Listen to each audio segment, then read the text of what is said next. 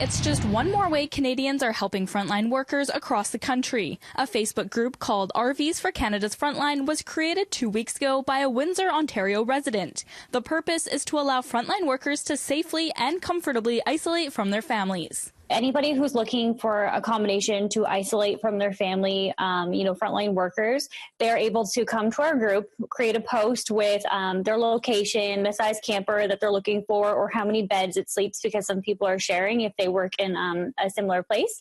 And then we also have people who own campers that come and post the same situation with the size they have, if they can deliver the location. And then together we kind of just work behind the scenes to match them up. Oriette says many of her friends and family have essential jobs. To date, she has been able to match at least 70 frontline workers with an RV. And whenever the thank yous come in, we just tears flowing. We've had so many posts of pictures of them socially distancing, but with their new friendships. The majority of connections are being made in Ontario, since that's where Oriette has a social network. But she's hopeful the idea will spread quickly across the country. With the numbers that have been climbing, that the need is definitely in the community. And you know what, even if you don't join our Facebook group and you create your own community groups to stay smaller, that's okay as well. The BC Nurses Union says there has been a need for accommodations for 2 reasons. First, to have a place to physically rest after long shifts, and second, to prevent the spread of COVID-19. A lot of it has to do with having the ability to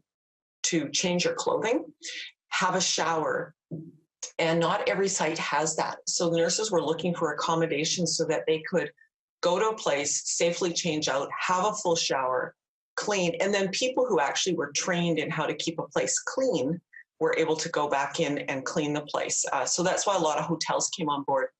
I do see that need for accommodation in smaller communities where we don't have hotel chains. While the union has not recommended nurses to self-isolate from their immediate families, Sorensen says many healthcare workers are afraid of transmitting the COVID-19 virus at home, in public, and at their jobs. So nurses who are working, particularly in our long-term care facilities right now, are looking at places where they can contain themselves for the period of time while they're working their set of shifts. The end of their set of shifts, then go and safely sort of decontaminate, rest, and then go home. Overall, Sorensen says it's important to remember the pandemic is a long way from being over. In Richmond, Miranda Fatur, City News.